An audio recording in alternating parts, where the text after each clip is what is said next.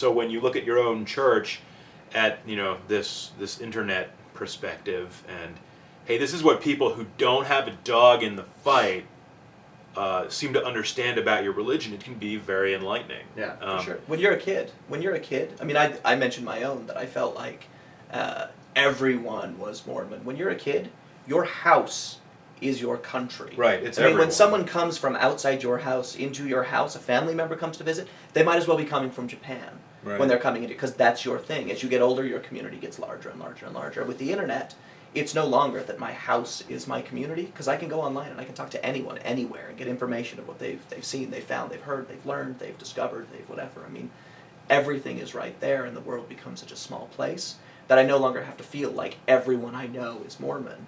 I can look and see that nobody is actually LDS except in this tiny little subset of the world population. See, I had the opposite, because I had you and Houston were my only non-Mormon friends. Yeah. And so all my other friends were Mormon, and I literally can remember the feeling of being excited, because I was always this infiltrator, this outsider that was breaking into their ranks, and because I had so many people that I would go to their house once and their parents wouldn't let them see me anymore because I wasn't Mormon, and I would still see those people at school. I just couldn't go to their house anymore. Well, and it's so I always felt like this little it's this funny infestation. It's part of the reason that we call podcasts Outcasts in Zion, because I've always had, growing up here, this definite sensation of being the outsider, of not being a part of the majority. And,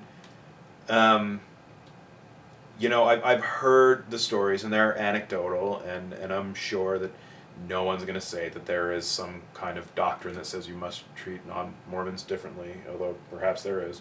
But, I am not aware of it, but I've talked to a lot of people who say, I meet people in my neighborhood, and we talk and we get on, and then they ask me what ward I'm in, and I say I'm not LDS, and the tone of the conversation just on a dime. Yep. And whether that's intended or not, but there's a definite sense that I've always gotten of we're the good people, and you're over there. Well, I was constantly told that you don't take friends that are not LDS. Because, okay. Oh yeah, no, I was constantly now, told. Is this a doctrine, or is this a rich oral tradition we're talking about? I think it's oral What's the difference at this point? I mean, I don't think it's written anywhere. The thing is, it's I'm going to be the one to broach the word, the big C word, the 4-letter C word, not the one you're thinking of. It's cult. The way a cult protects itself is by not letting any outside perspective or outside information come in. And so that's what you do. You tell your kids you don't have any friends who are non-Mormon.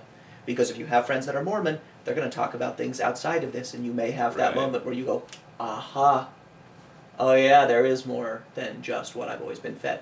But if you're under the impression, as I was as a kid, that everyone is Mormon, and to be not LDS is absolutely an aberration. I mean, it's outside of what a normal person is, then you won't even consider that as a possibility. Even when I quit being Mormon, I still felt like everyone is Mormon, and it took me years to sort of discover the counterculture that is in the Salt Lake area, and to be part of it, and to discover that, actually, no, there's a whole lot of people that are not, and you're not these alcoholic, homeless degenerates that I was made out to think that, you know what I mean? Well, I'm glad we have exceeded expectations.